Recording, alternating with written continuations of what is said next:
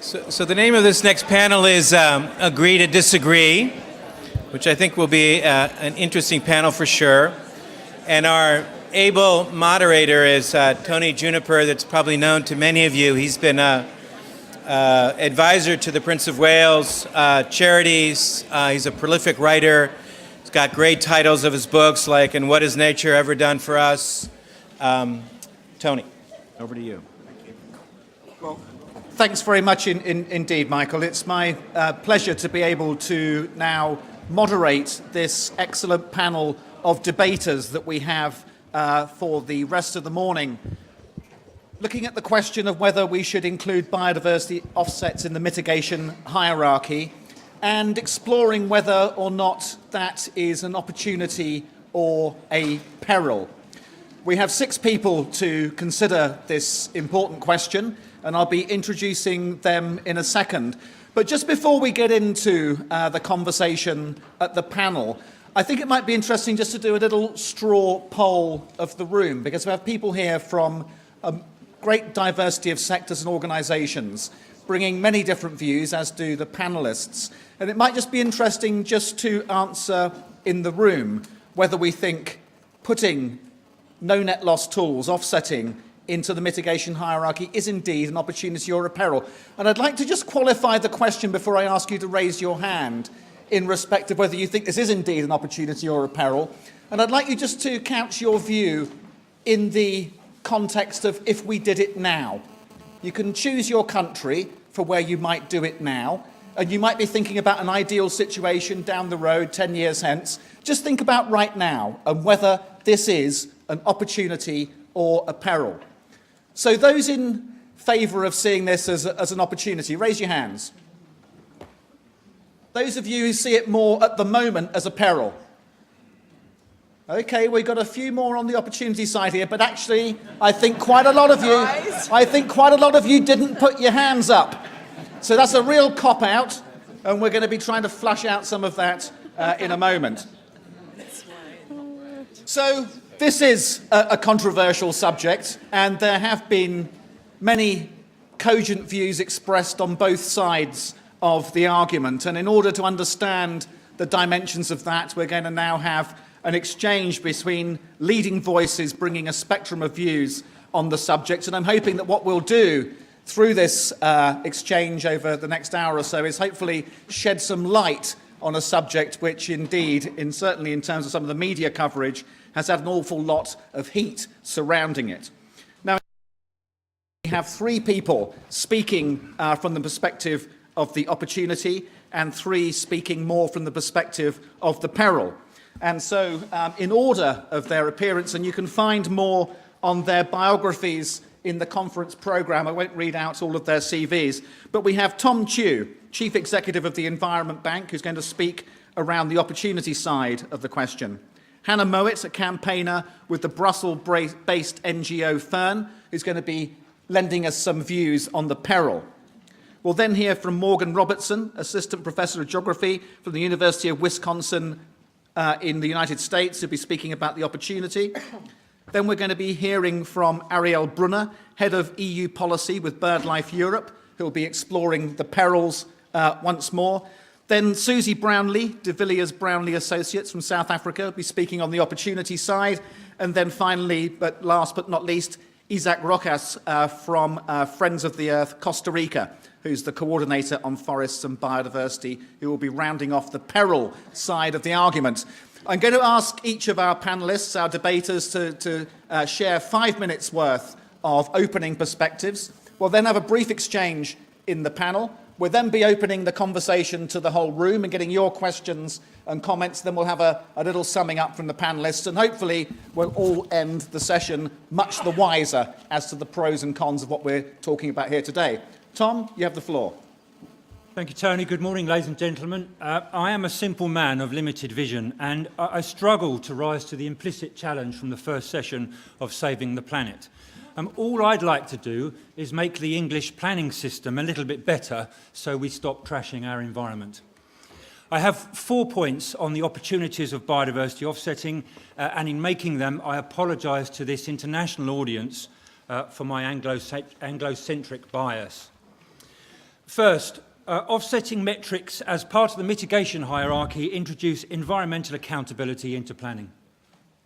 Second, offsetting mainstreams the value of good land management and makes nature conservation an economically viable land use. Third, offsetting values nature and so discourages the ongoing destruction of habitat. And last, offsetting creates funding for large-scale habitat restoration.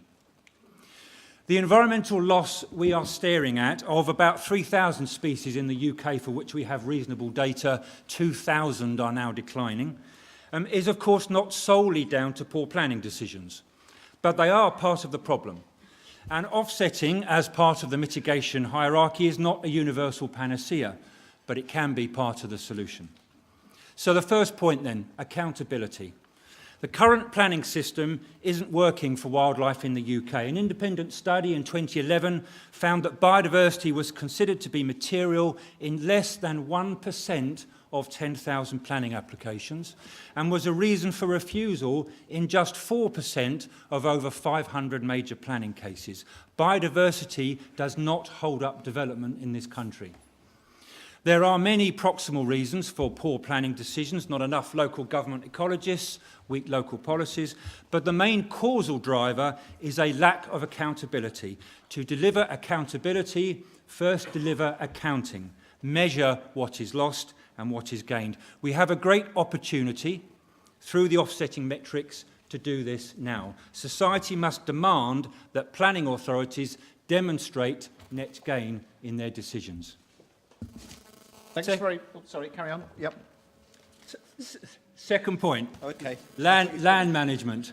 The vast majority of land in England outside our urban environment is farmed or forested, and any environmental land management must be paid for and compete against farm incomes. There are thousands of good land managers out there who would do the right thing if it could compete with other income streams. Not £100 a hectare through agri-environment subsidy, but £1,000 a hectare to yield biodiversity conservation credits. And such sums are available from biodiversity offsetting. Why? Because land with planning permission, in the UK at least, is ridiculously valuable. The costs of environmental damage must be internalised in this system and paid, in return for which developers get transparency and speed. Third point, valuing nature, contrary to the licence to trash myth, does not only does offsetting not enable development that wouldn't otherwise have happened, but offsetting provides a financial disincentive to building of land of high environmental quality. At the moment, our best wildlife sites are just a material consideration for planners. Does that help? Well, 173 local wildlife sites were lost to development in 2010. That's 3 a week, every week. The best way to stop this is to make it an economic consideration for developers. And offsetting not only puts a financial value on potential development sites, but because offsetting is expensive, it encourages avoidance, drives up existing on-site mitigation schemes because it's better for developers to design good on-site mitigation and buy fewer conservation credits. Final point, Tony, funds for conservation. Offsetting is a great opportunity to fund large-scale habitat creation or restoration schemes. Across government now, most environmental spend is on climate. There is little public money for biodiversity. Government's own estimates are that offsetting could deliver up to £400 million per annum into habitat restoration schemes.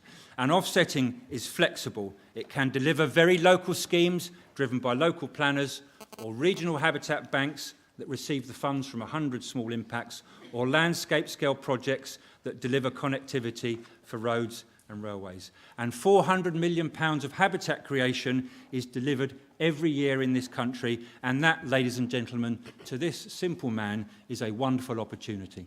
Thank you. Thank you.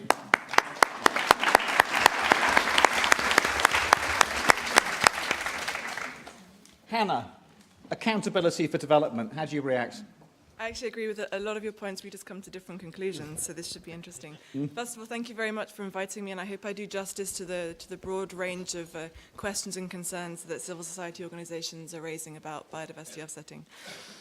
Over the next couple of days, we're going to be talking a lot about biodiversity. Biodiversity offsetting, biodiversity baselines, no loss of biodiversity. In fact, quite quickly, it can seem like an abstract word.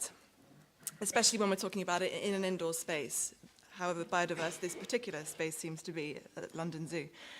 But of course, we all know that biodiversity is not an abstract term. People live in biodiversity because biodiversity are places. It's part of a wider world.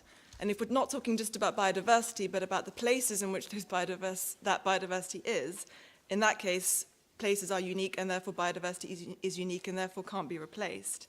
And that's why I start to get a bit uneasy when we talk about biodiversity in terms of units that can be, as the DEFRA Green Paper puts it, bought off the shelf. It makes an assumption that you can swap it and that you're losing nothing. But if someone came and bulldozed your house and built another house, perhaps it's even a bigger house or a nicer house somewhere else, you might not necessarily consider that a replacement. Maybe it's further away from where your kids go to school. Maybe it's further away from your parents that you have to look after. Or maybe it's just simply an inconvenient distance from the shops. In that very same way, I'd like to make an analogy with nature as being something that is irreplaceable because it's something that people love and that are places and not just biodiversity. So when seen in this light, in fact, nothing is offsettable. And so I'm just saying, let's be honest about that we do lose things when you offset things, when you destroy things. There's another thing that we should probably be honest about, and that's the ability to recreate biodiversity in ecosystems. Technically, it's very difficult, and I think there are a few in this room who would challenge that. And I was asked to bring some sources to the points that we're going to make. So I'll be boring, and I'll bring a couple of sources.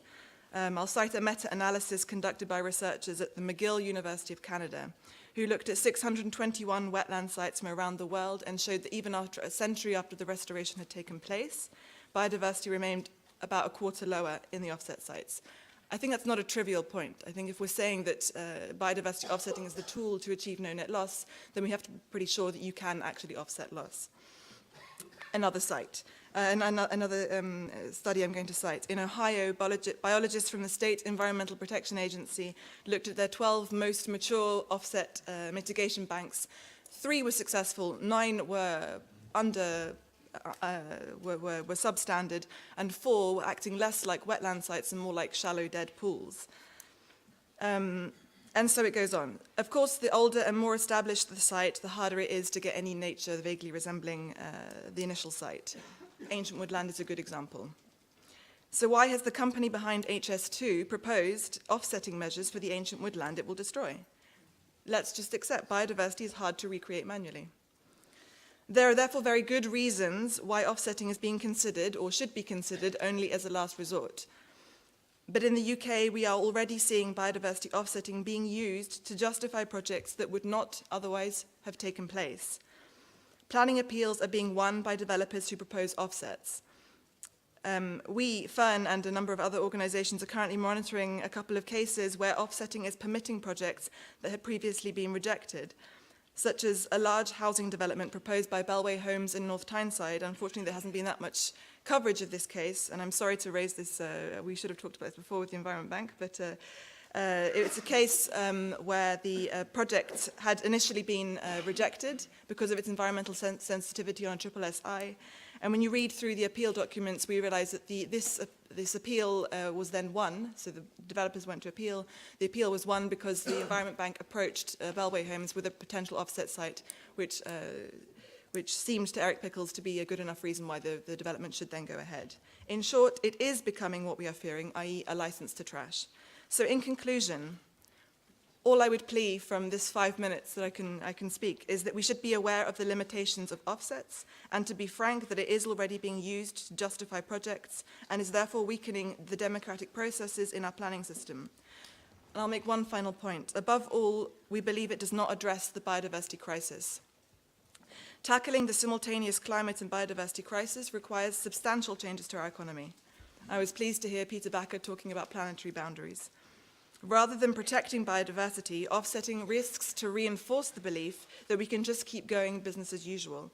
And I'll end with a quote from Ban Ki-moon, who said that to tackle the root causes of biodiversity loss, we must give it the higher priority in all areas of decision-making and in all economic sectors.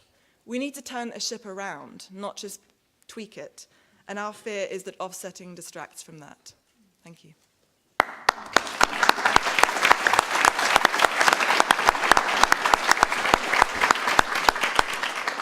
Thanks very much indeed, Hannah. Morgan, an excuse for business as usual?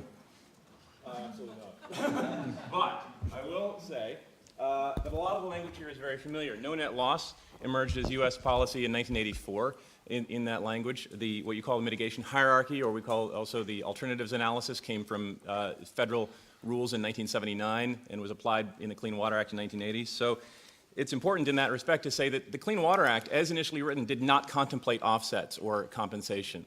This emerged in the late 70s and early 80s as the answer to the question, what happens when the impermissible is permitted? Field workers from all over the country, in Savannah, Georgia, in Jacksonville, Florida, in Chicago, Illinois, came to the realization that certain impacts, even though the federal agencies with the strongest and most armor-plated of regulatory powers were unable to politically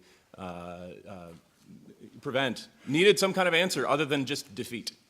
Right? Something positive thing had to come from this. So gradually, first at the field level and then at the federal level, as George Kelly said, it took about 30 years for the U.S. to develop something that, within the narrow constraints of can we meet our programmatic goals, does have a measure of success. I was part of a small group of people who in 2008 wrote the compensation regulations finally issued to give the form in federal rule underlying what had been going on for a long time, that is compensation and increasingly industry devoted to producing compensation sites or offset sites. All of this unfolded within an extremely strong analysis of alternatives that has to come before the consideration of compensation. This is key to the point of establishing confidence in compensation. And if you consider compensation at the same time as you consider the goodness or badness of the impact, that opens you to not only public criticism, but the concept of buying down the impact with promises, sometimes extravagant promises of compensation.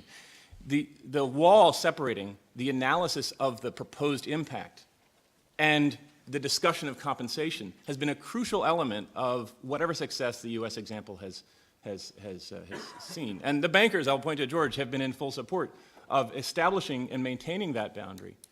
That is, if you start to consider the extravagant promises of compensation as you're considering the merits of the impact, you create probably crisis of confidence in the public and in the regulators. So that boundary, I have to emphasize very strongly, is a key part of the U.S. experience. And that, all three branches of government have weighed in on this. This is a matter of a Supreme Court decision in 1988.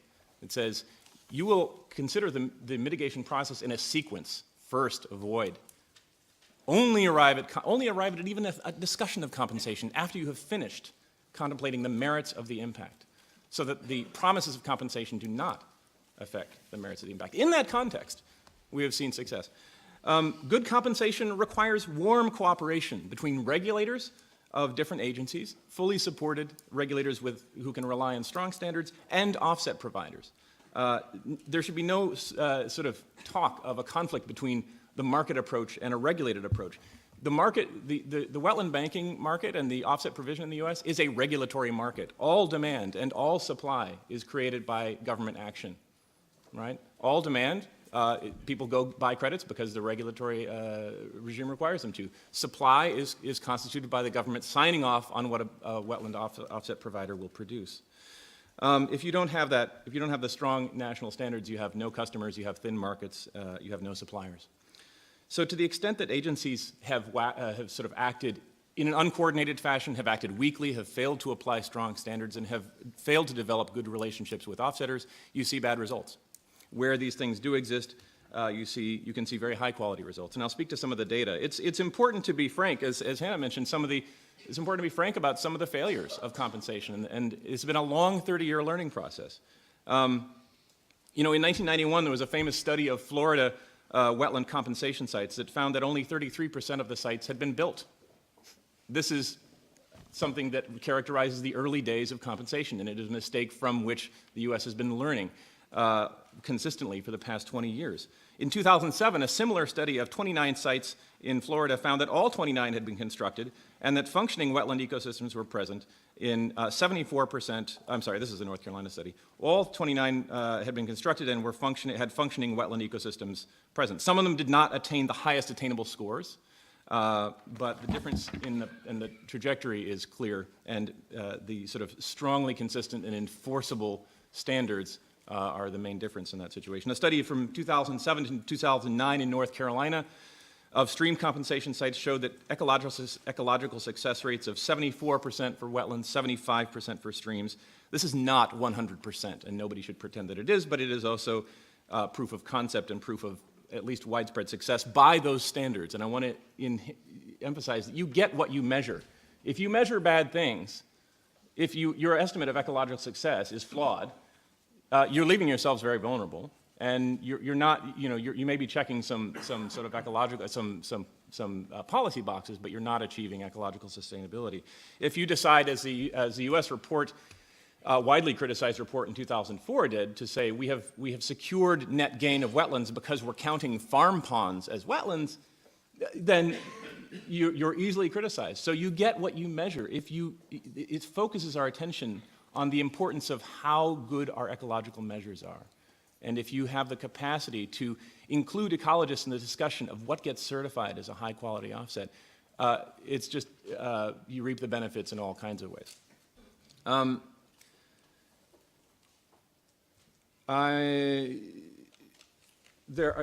Compensation can be challenged as conceptually flawed, and there is, of course, no way to fully restore an impact. But I think compensation has to be judged on its own terms. If certain measures are in place, if you have something like what we call a DTR provision, a difficult to replace provision, that is certain kinds of, there's actually a category of DTR resources. We've been talking about them in various terms up here. It's things that are inherently impossible or very difficult to replace. It doesn't pass the kind of laugh test about can you replace it. Then no compensation can be even contemplated. You don't get to that point in the discussion. If you have a strong alternatives analysis, if you have strong regulator-offset relationships, you can have a practical and workable answer to the question of what happens when your first line of defense fails.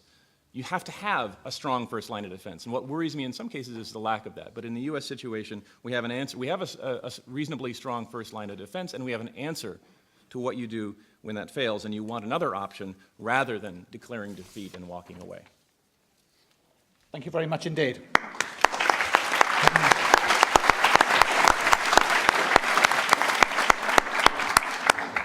So, Ariel, we just heard that with the right kinds of safeguards, this can be a positive tool. What do you think? Well, I think it could sometimes, potentially. So first of all, well, thank you very much for the invitation to be on this panel. It's a bit lame because I'm speaking here on the sort of anti-offset side, while I'm representing an organization that is not against offsets and is actually a member of BBOP and working with companies on offsets and all sorts of things. So, but if I really am asked the dumb question about overall, is it more of a risk or more of an opportunity, I say it's more of a risk. The second intro is that, and that's really not nice to be invited by people and tell them that their event doesn't make a lot of sense, but I will say it. I think that the debate about offsets out of context makes no sense. Offsets are essentially, it's a bit like being invited to a debate about tax breaks. It doesn't really matter which tax system we are talking about and who gets taxed, but do you think tax breaks are a good idea? Well, yeah, potentially, sometimes. And this is a bit like that. So the first thing is, the first worry, and I think we've heard it, is that biodiversity offsets very, very easily become an off-the-shelf way to trash biodiversity and to allow developers to bypass the sort of avoidance and mitigation hierarchy. And this is a risk that, let's not kid ourselves, is really built into it, because all things being equal, a protection system is weaker if you add offsets to it. You can say you can't do it, or you can say you can't do it unless you offset it. So it is a discount on, it is a way of making protection more flexible if you want to be positive about it, or weaker if you want to criticize about it. And there might be good reasons why in certain cases you don't want to be totally strict, but you want to allow people to do some damage. But you need to understand that this is where it sits in the mitigation hierarchy. Now that means that either your mitigation hierarchy is rock solid, or else the temptation for people to come and say, oh, don't worry, you know, give me the license because I will offset it so it actually will be really nice, is a huge temptation. And we see that this is what actually happens very, very often. It doesn't need to happen, not necessarily always. You can defend yourself against it, but it is a very high risk. The second thing is that I'm very afraid that this debate about offsets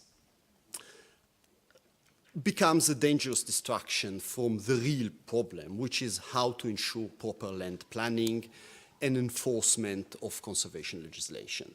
And again, we shouldn't kid ourselves. If we have licensing authorities that never take biodiversity into consideration, this is not going to change because of offsets. That if they are corrupt or inept or don't care about biodiversity or whatever it is, then, you know, the same way that they give a license they shouldn't be giving, they will allow an offset that is a crap offset that is doing nothing. So the idea that you can somehow bypass good governance by creating a market-based something, well, you don't. You know, either you have good governance or you don't have good governance.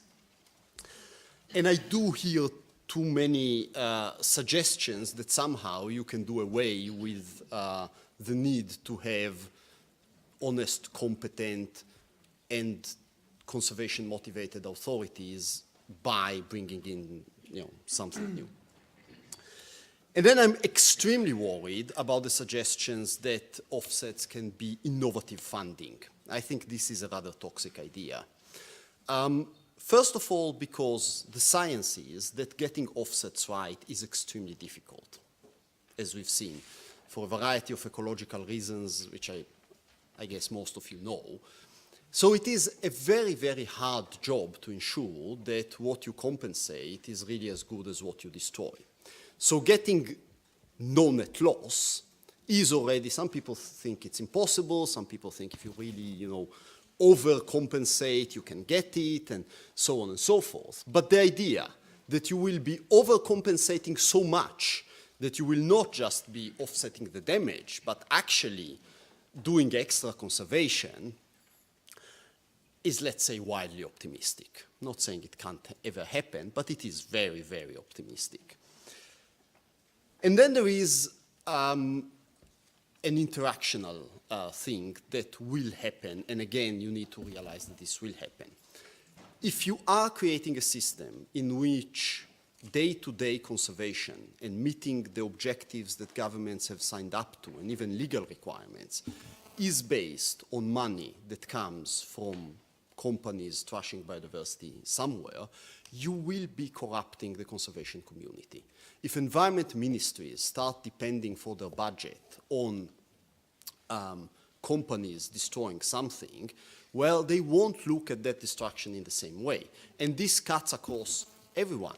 An organization like mine, if we start having a situation where, in order to achieve even legally mandated conservation objectives, we start having to use money that comes from offsets, well, we will start finding ourselves in a situation where there is a new motorway, say, this motorway really shouldn't be built, we should be opposing it, but hey, you know, from all the, you know, offset money of that, we could save that species from extinction, so, you know, well, maybe we shouldn't be too vocal about it, and this terrifies me.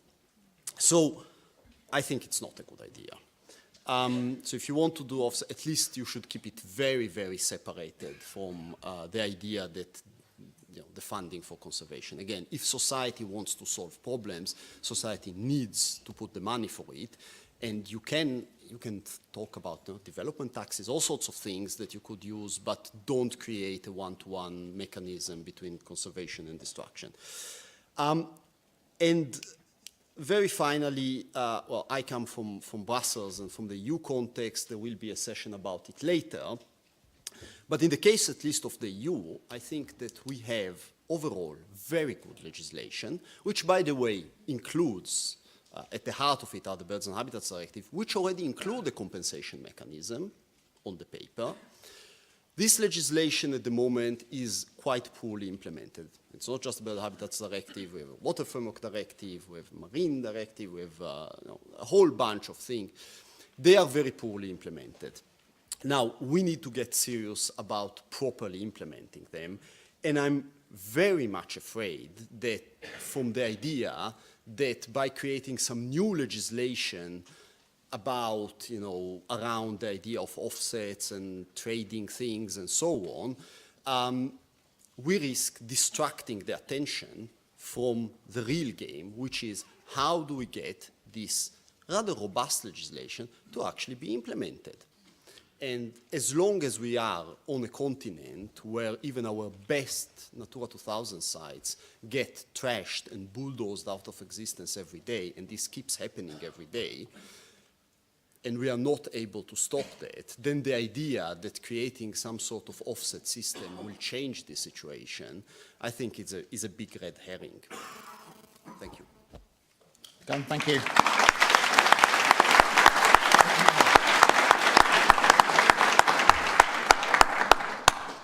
Thanks very much indeed, Ariel. So, Susie, a way of avoiding good governance was one of the key messages.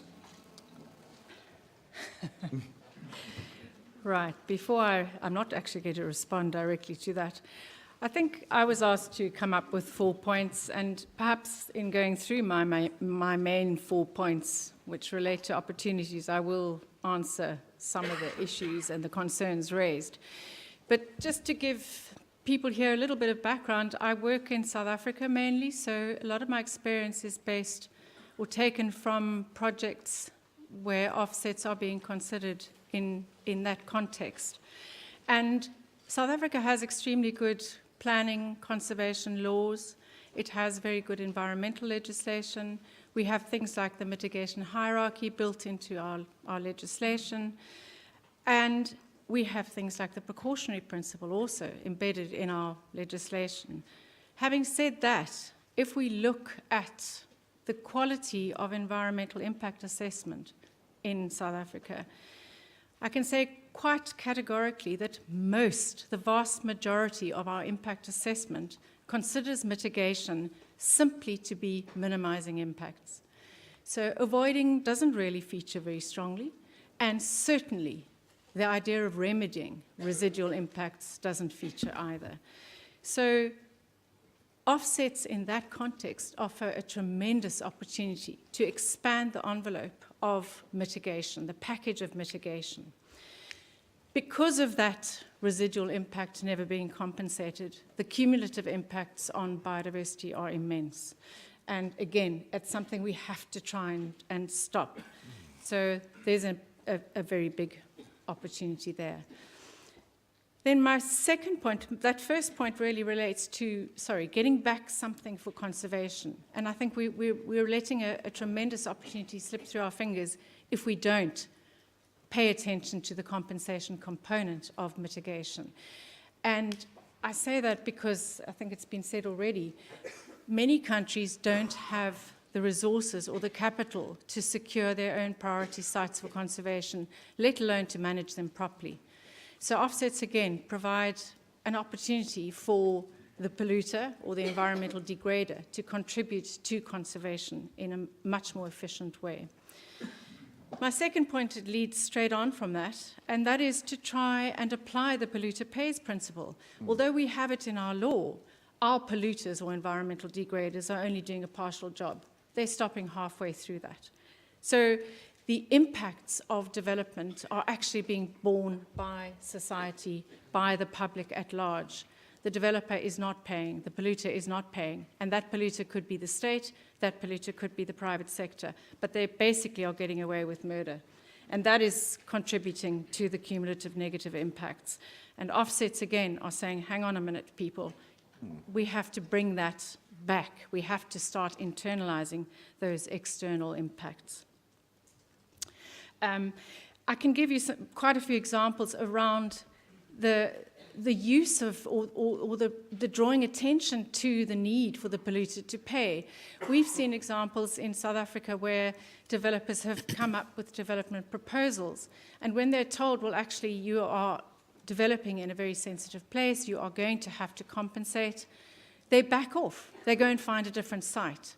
So it is, and I think one of my colleagues has already mentioned this, it can be a fantastic disincentive to development and to help safeguard those sites that are a priority for conservation. Then my third point is around improving impact assessment. Impact assessment is supposed to be a mechanism to give sustainability assurance. It's not working as that. And we're finding, again, based on my own experience in South Africa, working particularly on mining projects as well as public infrastructure projects, that offsets are acting as a forcing mechanism or an agent of change in the way we are doing impact assessment and actually pushing it far more towards being a tool for sustainability assurance. And to date, what we've seen is development is always being okayed, and we're trading off biodiversity for jobs, for economic gain. We're not taking it duly into account. And the offsets are saying, hang on, we need to build that in. You're having to compensate. And suddenly, it can't be traded off so easily anymore. And it's drawing attention to doing the impact assessment better. It's giving biodiversity a value in that process that it didn't have before. Another thing that asking for offsets is doing is encouraging the different silos within the impact assessment process to talk to one another. So for the first time, the conventional way of doing impact assessment is you may have a botanist or a zoologist. They're not talking to each other. They come up with their specialist reports. Suddenly, because of offsets, we're having to draw those links, and the specialists are forced to talk to one another. Water specialists are having to talk to biodiversity specialists, agriculture specialists, social specialists, health impact assessment specialists. It is a forcing mechanism to create better integration within impact assessment. And we're seeing that happening quite remarkably in a number of processes.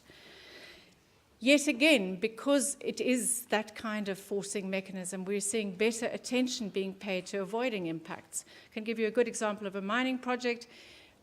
Because they were asked for offsets, they went back to the drawing board, started shifting the waste dump locations, starting shifting various other things so that they could avoid, so they didn't have to add on an offset at the end of that process. Then finally, my last point is raising awareness. Many of our impact assessment consultants, when you talk about the mitigation hierarchy, it's not something that is generally, broadly used or known, despite the fact that it's in legislation. Because we're talking about offsets, again, it's starting to expand that mitigation package. And because it's being talked about through impact assessment processes, which involve outside parties, other key stakeholders, regulators, authorities, NGOs, the whole idea of building in a broader mitigation hierarchy is being brought to attention. And that is again, it is acting, I think, as some kind of agent of change in the way we do business, in the way impact assessment is being done, not only at project level, but also at a much more strategic level. And I think, just as a last observation, rather than corrupting the conservation community, I would see offsets as providing an opportunity for businesses, for developers, for impactors, for environmental degraders to contribute to conservation as a mechanism of not making the public bear the cost. So you've heard the word opportunity throughout. Those are my 4 points. And I think despite the fact that there are big challenges and we need to put in place very clear rules, the current system is not delivering. And I think we need to be looking at other opportunities which could well deliver. Thanks very much indeed, Susie.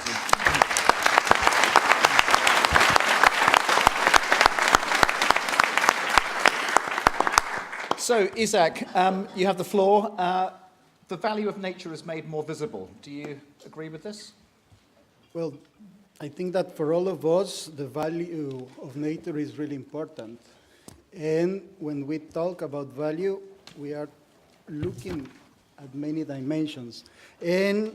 But before starting, I will make only a small clarification.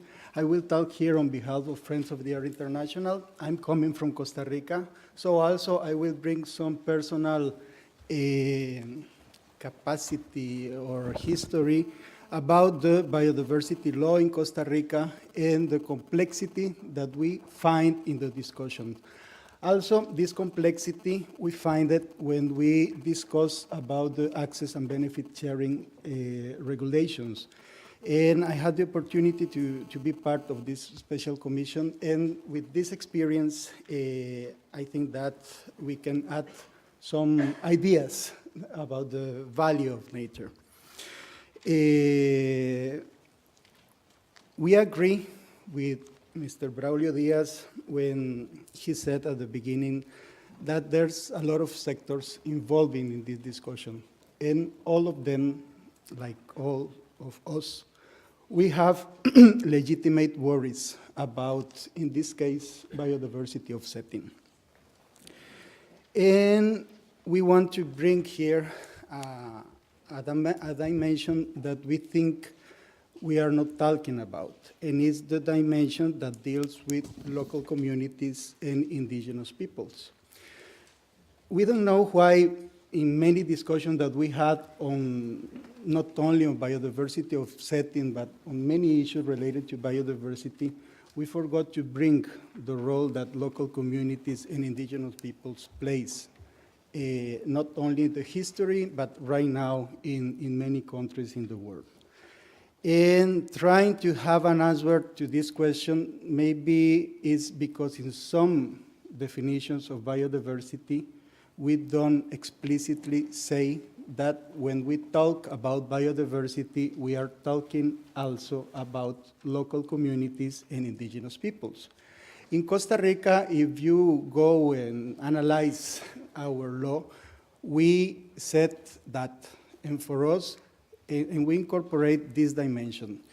You can also examine our definition vis-a-vis with the biodiversity definition that the BBOP has. And the first part, I think, is really similar, and we refer to the biological diversity. But in the second paragraph, we said that explicitly also we are talking about local communities and indigenous peoples. And the result of that is that we're going to have a more complex discussion. Because when we talk about local communities, we're going to talk about traditional knowledge, innovations, local practices that allows that biodiversity exists today.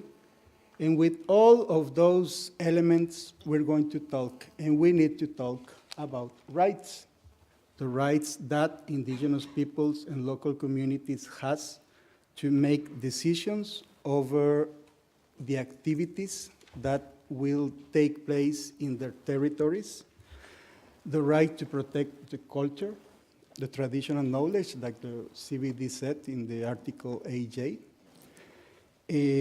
Also, the right to have spiritual places, spiritual practices, but also other kind of activities that we can find in countries where we don't find indigenous peoples. For example, here in England, there's good discussions about biodiversity offsetting and the right of some communities to enjoy nature in urban places.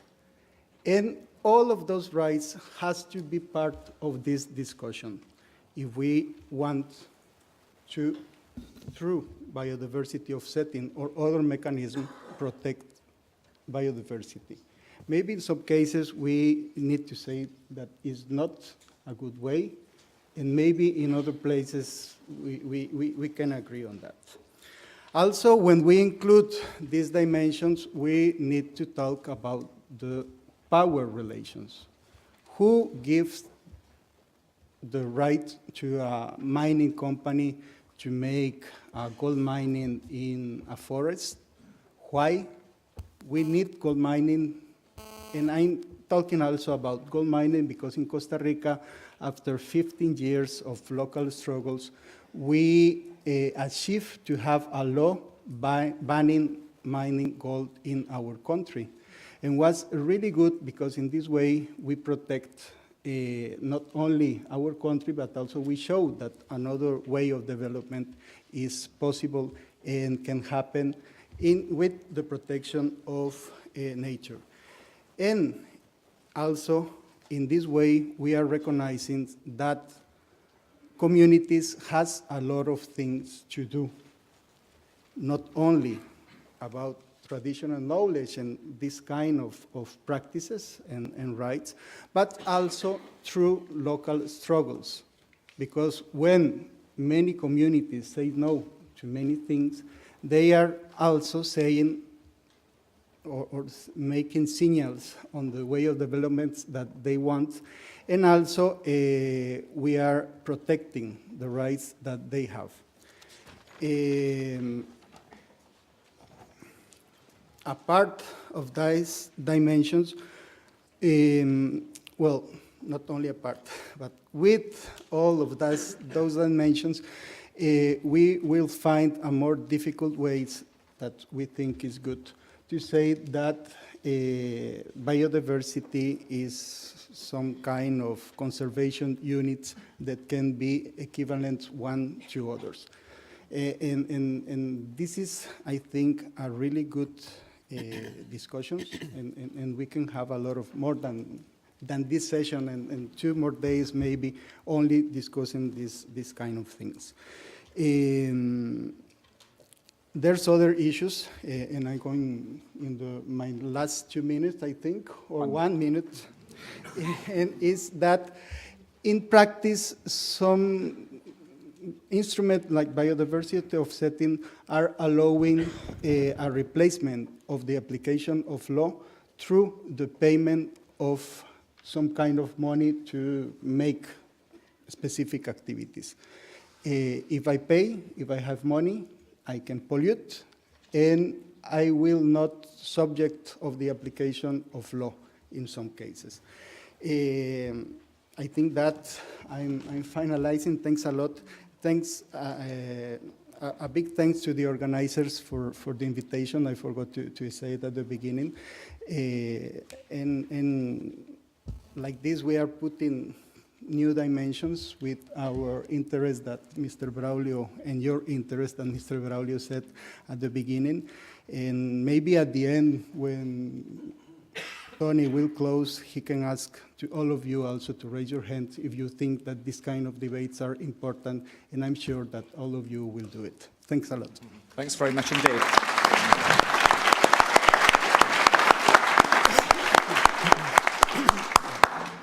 Thank you, Isaac, and indeed all the panelists. Now, I'm really very keen that we get to the floor as quickly as possible with some microphones to get a bit of feedback from people in the room.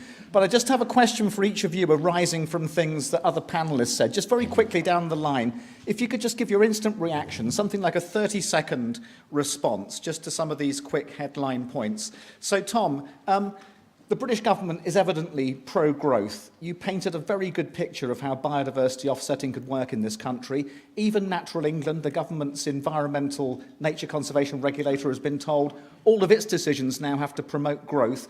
Do you not think under these circumstances that Hannah's got a point and that this will be a licence to trash? Yes, she has a point, but she draws the wrong conclusions from the threat. Right. The counterfactual argument is not you can't do it versus you can do it if you offset, as was proposed. That's not the argument. The argument is either you can do it or you can do it and you will need to offset your impact.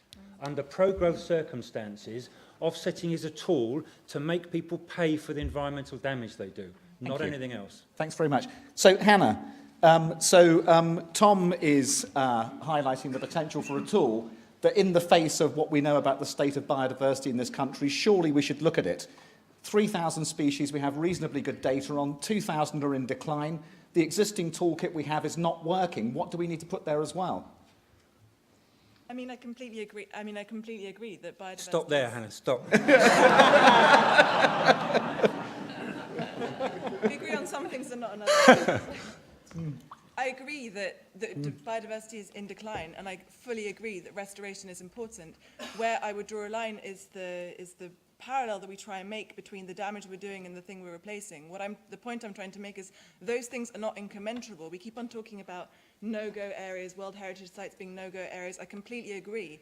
But I know a couple of sites that if you did a 20-minute survey, as Owen Patterson was suggesting, for a biodiverse site, wouldn't be very high on the radar. But for me, they are a no-go area because of the relationship I have with them. So I'm not saying that we don't need to do anything to change our planning system. We certainly do.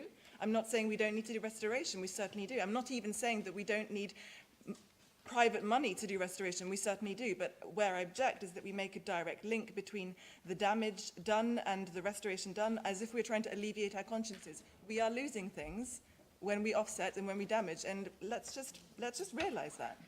Thanks. So, Morgan, you made the point about the Supreme Court having now ruled that there will be a mitigation hierarchy and offsetting will come low down.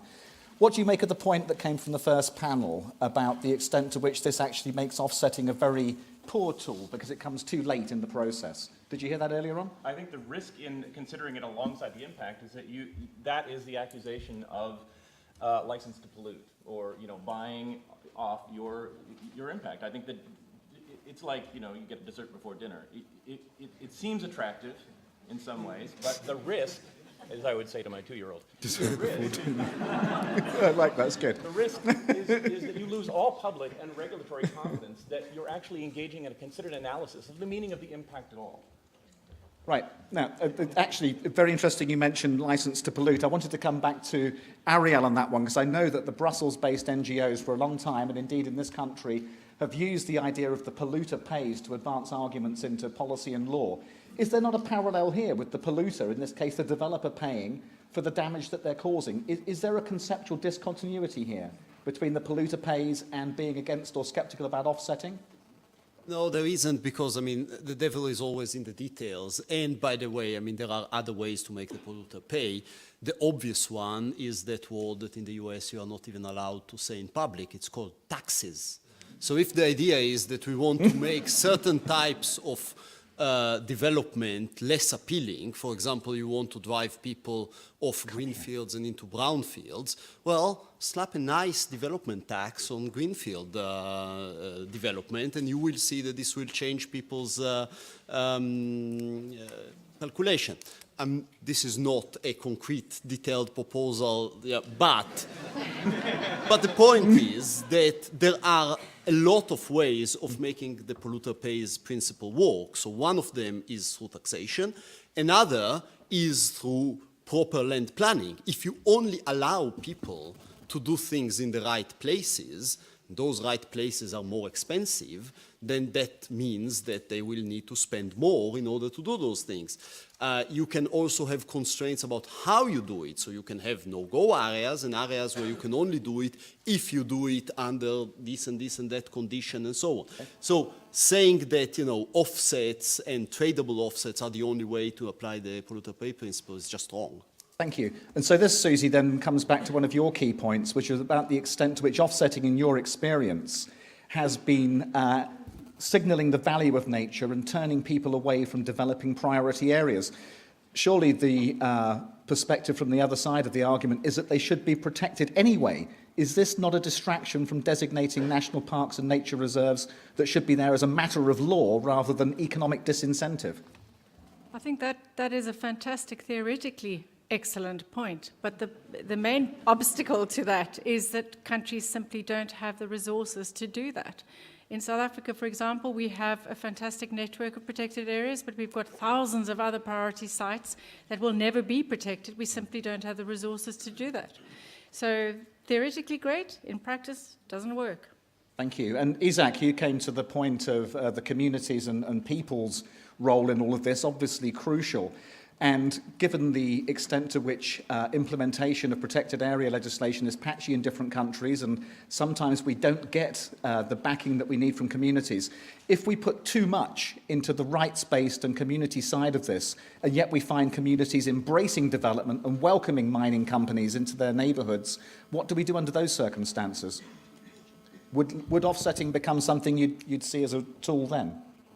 Well, I don't believe that communities will open their territories to mining if they have the chance to have information about what's happening on mining everywhere in the world, and also about new issues like biodiversity offsetting or new financial mechanisms, innovative financial mechanisms following the language that the CBD is using. Because the practice tells us and is showing us that there's a lot of bad impacts that we need to take into account before we embrace new solutions that in the reality are false solutions and real traps. Thank you very much indeed, Isaac. So now we're going to go to the floor. You've got a very rich range of perspectives set out. We'll take questions and comments. Please try to be brief. We'll do 3 at once. If you'd like to aim your comment or question to a particular member of the panel, please say so, and do identify yourself so that anyone who wants to find you at lunchtime will know who you are. That's not me. Or maybe it is. No, it's not. Lady here, please, and then lady there, and then a chap at the back. So we'll go down that side first with the microphone. Go ahead, please. Hi, I'm Barbara Saavedra from Wildlife Conservation Society in Chile. And I want to make a question. What if you do a thing in companies that make a lot of money in, for example, they're based here, but they are making the impacts in countries like my country, in the end of the world? So I like offset because by having these big companies, which are so many times bigger than our own governments, and bigger than so many governments, by having these companies embracing the offsetting rules, they will be forced to offset where they are doing their impacts and investing and leaving some of the money they get out of taking resources overseas in biodiversity conservation within those countries. And that is a good tool when you have poor governments, poor governance, very, very small conservation investments, and it can help countries like the ones that I come from. Thank you. And so, where was the next hand? Just right there, thank you, just behind. And then we'll go up the back there, gentleman at the back. Hello, my name is Anne-Laure Wittmann from the French Ministry of Ecology, Sustainable Development and Energy. I know the session is called Agree to Disagree, but I would like to know whether we could all agree on at least one thing. I heard that, well, I understand that mitigation hierarchy is something of a consensus among all participants. And also I was very interested to hear from Mr. Morgan Robertson that in order to build trust in compensation as a system, we need to be sure that there is really a sincere and quality implementation of the avoidance and minimization steps. So this is because also you've done at the beginning a little referendum to know who is for and who is against biodiversity offsets. I would like to organize the second referendum, if you allow me, to know who would be in favor of acknowledging that the priority is to strengthen the avoidance and minimization steps in mitigation hierarchy before strengthening the offset part. Thank you very much indeed. And finally, third one down here. Thank you.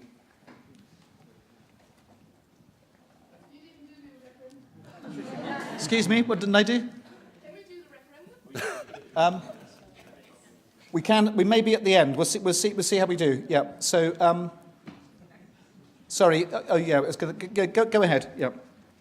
Yeah, thank you. Martin Saramowitz from Brandenburg Conservation Agency. I want to add a comment to Ariel Brunner's fear that the system of offsets, or I would prefer to say compensation, can corrupt the European protection of species and habitats. From our experience, I cannot share your fear in this case, because we have been asked a couple of times if we can offer something to compensate for damages on protected species and habitats. In most cases, we simply had to refuse because we couldn't meet the requirements. So I would, I would say, Morgan Robertson already said, it's a question of how good your legislation is. It's a question of how strictly these things are done on the ground, and they must not be linked this way. They can work side by side. And the cases I know where the protection of European protected species and habitats was weakened were not caused because there was an attractive compensation offer. They were caused much earlier in the planning process. Okay, thank you. So 3 points. Hannah, would you like to begin with any responses? And can you put yourself... You don't have to if you don't want to. If there's nothing you want to respond to, that's fine. The microphone, if you could pull it towards you, though, because I think the streaming needs to hear you a bit better. Okay. Thanks. First of all, the point from Chile. I mean, I would say that that offsets are a pretty weak approach. I mean, if the issue is really one of governance and of regulation, I think that's where, I mean, it may I mean, of course, I come from civil society, but our role is really to try and, you know, increase the voice that civil society in Chile have to press the government for stronger rules for business. Offset is a kind of last very low measure that we can use perhaps somewhere down the line. But first we need to be looking at stronger regulation, and I would hope that the civil society in Chile, that is exactly what they're working towards. And not to settle for something as weak as an offset, to ensure that we have a strong conservation policy in Chile. This question, and I'll just quickly comment on the Brandenburg, the person from Brandenburg, sorry, I missed your name. Yet again, Germany shows us how well things can be done. The same is true for energy efficiency and renewable energy, and it's true that Germany is an example where there is very strong governance. I don't think the offsets have worked in every single circumstance. Certainly civil society that we have spoken to in Germany have pointed to areas, to different sites where it hasn't worked so well, but there are, on balance, you know, areas where it has worked well. And I think that Germany is a perfect example that has got strong civil society and a strong governance framework. Unfortunately, I don't see the same from my government, from the UK. So I think it's, on balance, that would be my response. Thanks very much. Ariel, do you have anything to respond to those questions? Yes, so on the companies, that's where, I mean, the sort of confusion about what we are talking about comes in. Because if I have a company that says I'm taking an engagement to have net positive impact, which means that if I go to a country, I will respect all the laws, and on top of that, I'll make sure there is more biodiversity when I leave than when I came, I can be only in favor of that. But it's a very different thing where we are talking about how you design the legislation of a country, and then, you know, if we can have a discussion, and certainly in certain cases, having offsets at the bottom of the mitigation hierarchy and so on can play a role. Having offsets instead of the mitigation hierarchy is a nightmare. Avoidance, yes, I totally agree.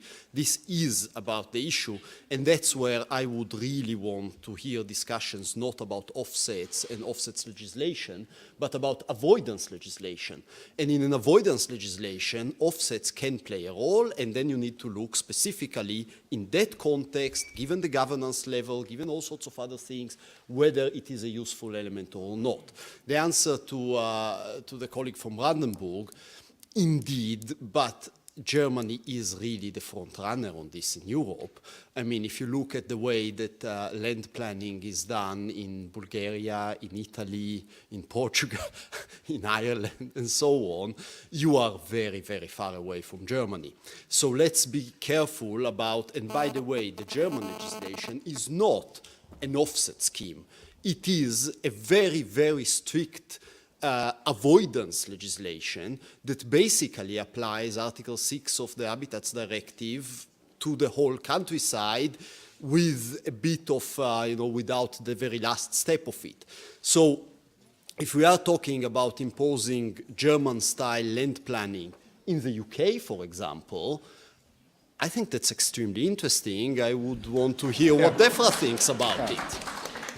Okay, thanks, Ariel. Let's keep going. Morgan, very briefly, please, if we can just keep down the road quickly. Avoidance minimization are required steps in the U.S., but there's not a lot of text on what that is. If you're going to say avoidance minimization, you can say it all day long, but you have to know what is avoidance. Is avoidance the impactor who simply didn't propose the impact because they saw that the regulation was going to be so cumbersome to comply with to make the project uneconomical? Is that avoidance? How do you count that? Minimization sounds good. What is it? We have very little in the U.S. about what that is. Actually, it's probably sensible planning, which we don't do, right? We have other mechanisms. So sensible planning, green building. What worries me is when things that to me sound like compensation, habitat restoration, habitat improvement, habitat, any restoration ecology is talked about in the minimization stage, right? To me, and I think in the U.S. context, avoidance minimization is everything before you get to the point of replacing a resource or enhancing an existing resource. It's the planning and the encouraging to minimize footprint and things like that. And I think that's where that firewall that we have is positioned. And I think I worry about when things like habitat restoration start to creep into minimization. Thank you very much indeed. Isaac, anything to add? Yes, very briefly, that new instruments that have the logic of offsetting, the one that said that if I protect here and I pay for protecting in other countries, like you said, is linked or can be, we can see it like the floor to the financialization of nature. And this is a really dangerous issue because not only allows this kind of situations, but at the same time, that companies can make more profits using a different financial tools. Thank you. Tom. You see, I find the idea of civil society hugely intellectually attractive, and so, of course, is the idea of improving our environmental legislation. But the problem I've got is that civil society doesn't give a flying fish about the environment. These are democratic planning decisions that we are seeing, and people don't care about the environment. The environment is being ignored in the vast majority of these democratic societal planning decisions. Only 8% of this country voted green in the European elections, which is the prime focus for the protest vote. We environmentalists need to find a different discussion rather than preaching to people that they should care about it. Thank you. Susie. I think we need to be very careful. I don't think anybody here, with respect, is suggesting offsets instead of the mitigation hierarchy. I think that's completely a misunderstanding. I think what we're suggesting is a very clear outcome of no net loss or net gain, and within that, the hierarchy must be applied. And my feeling is that without offsets at the end of that, we're not going to force better avoidance and minimization. And just as an additional add-on, I think we also need to be quite careful about just assuming that offsets are some kind of monetary payment. That's really not the intention. Thank you very much. Right, we're now very short of time and everyone wants to go and have lunch. So what we're going to do is we're going to have 5 contributions from the floor. Very brief, please. Can be a question or a comment. And the minute I promised the panelists is now half a minute apiece. This will be your summing up and your response to the 5 comments. And then we're going to wrap up and go to lunch. So one right here, please. One here. And then we'll go over this side next. So go there, please. And then gentleman here, and then here, and then lady here. And that's 4. And then one more at the back by the side there. Right there. Yeah, thank you. So 1, 2, 3, 4, 5. Go ahead. Thank you, Tony. My name is Lucia. I work with Friends of the Earth International, and I am from Brazil. Tony started the session asking us to have a vision of 10, 20 years from now, where we would be with offsettings. And the vision that came to my mind is that not very diversity, not full of diversity if we use the landscape approach. That we can have landscapes, vast landscapes of monocultures and minings and dams and oil exploration everywhere. In the other side, you have conservation units empty of people because people are paid for environmental service, but they are losing the rights to use that forest or that land that they have been protecting for so long. So they go to the cities. And the other side, we have cities with sick people that think the biggest connection that they have with nature is buying nature in the stock markets. And I'm having this vision because in my country you have a law, that is Forest Code law, that sets up an offsetting mechanisms that the Financial Times estimates in $500 billion market to deal with forest deforestation areas. People that are doing deforestation can just buy in the stock market other areas that are being protected. This is something that is happening already, and it's that far we can go. Thank you so much. Down here, gentleman there, please. Thank you. George Ledeck, lead ecologist for the Africa region of the World Bank. Very interesting debate. I commend the organizers for having a debate on the merits of the topic of the conference. I think it's very, very bold. A lot of organizations wouldn't do that. It seems a key point is, do offsets provide a license to destroy habitats that otherwise wouldn't be destroyed? And I found the example about the housing development in England that apparently was facilitated or happened because there are offsets to be an interesting one, because to me it seems the exception to the rule. The projects that I've worked with over several decades in the World Bank, it's hard for me to think of a single example where the project wouldn't have happened. You know, in all the cases I can think of, the project is going to happen anyway, with or without World Bank funding, and the offsets are the potential for an upside. So it's either you get the upside with the offsets, or you just get the downside without the offsets. I can think of one example where a project happened where it wouldn't have without the offset, involving an endangered species in the Caribbean, but in that case the offset was good enough that all the scientists and NGOs involved with that endangered species supported it. So I found that English housing example to be an interesting one, but to me it seems to be the exception rather than the rule. I challenge you to provide more examples like that. Thank you. So there was another gentleman here, and then the lady there, and then the chap over there. So go ahead, please. Okay. David Lowe, Warwickshire County Council, one of the deaf for pilot guinea pigs. 20 minutes was mentioned by Hannah. That was me, not Secretary of State as such. And in essence, it was 20 minutes to convert a complex biodiversity ecological report into a biodiversity offsetting metrics, which gave a value of biodiversity units gained or lost to the planning officer. So it converted a biodiversity report to a planning language that they could understand, and then actually weigh it up against the economic and social importance of that development. And that's why it's been very useful to actually provide metrics in that case to convert complex biodiversity language into something which councillors and local people who give a local vote on that application a context. Thank you. Thank you. Andrea Brock, University of Sussex. Very quick. Considering that we humans are part of the nature around us, how can we separate the social and the environmental impact, and how can we offset the social impact?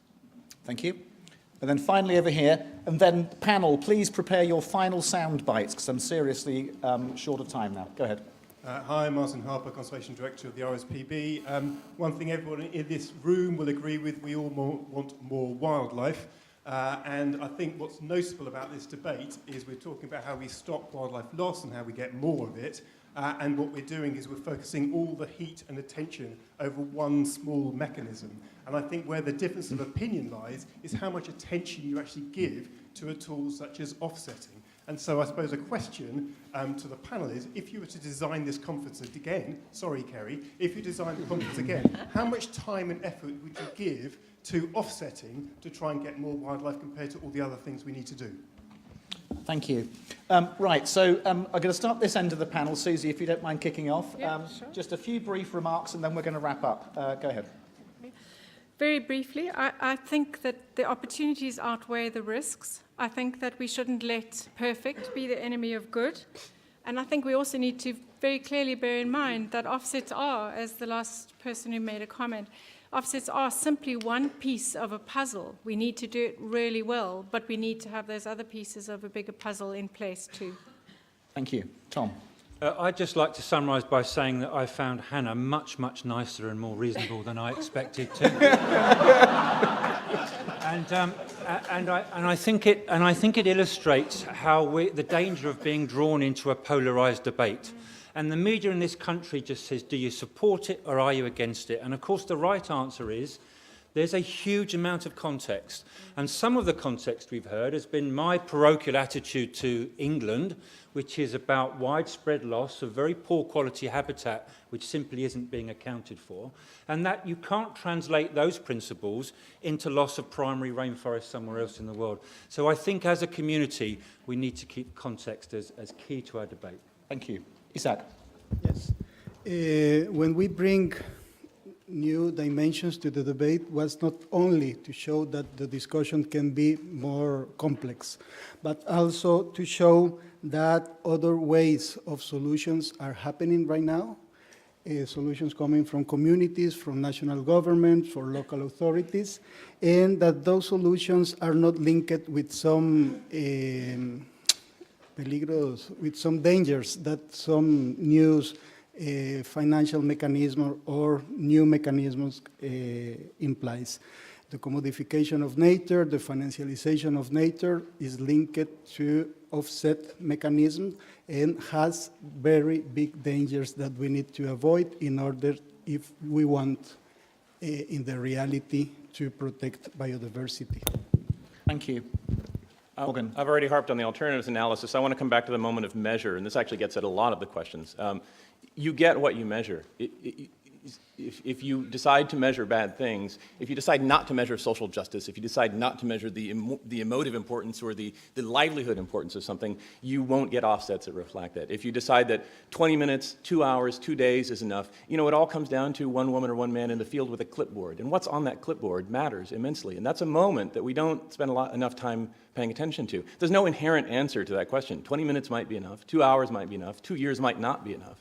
Right? It's the sort of politics of measure that often kind of flies under the radar, because it's a question we often hand off to the ecologists and just say, tell us what's important here. And the ecologists say, well, we can't until you put sideboards on this discussion for us. So that's a hot potato that needs to be grasped. Thank you. Ariel? Yeah, so you won't be surprised that my answer to Martin is that I would be focusing it on avoidance. And offsets would play a relatively minor role within how you make avoidance. I want to mention two things. One is land planning.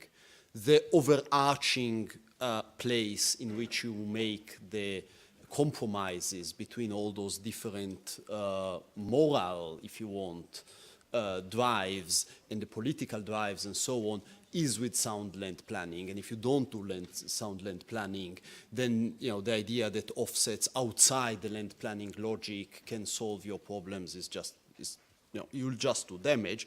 The other thing, and this is the answer to the question about, society is showing in elections that they don't care about biodiversity.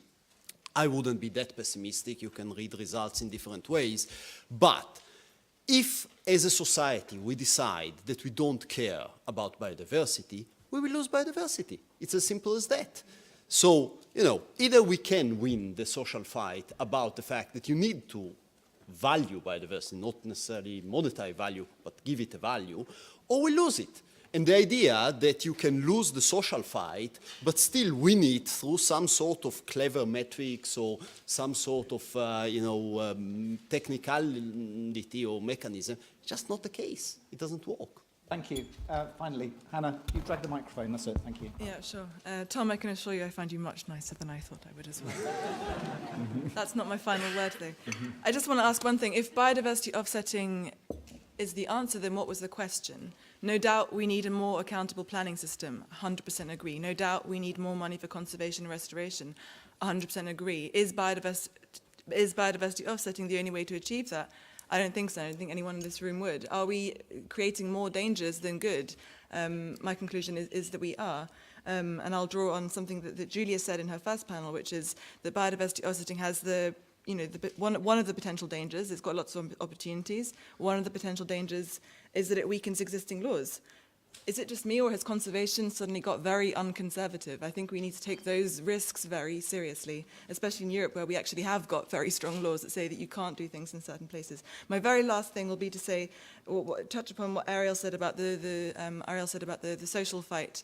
I think that we're sending completely the wrong message in 2014 if we're saying that you can replace nature in one place and the other. We're undermining all the good work that NGOs and local authorities are doing to try and reinvigorate the link between communities and nature and show them that they are the stewards of the environment. And if we're sending the signal that, well, actually, in the end, it doesn't really matter because you can replace it, that's the wrong signal to be sending. That's my final word. Thanks very much indeed to all of our panellists.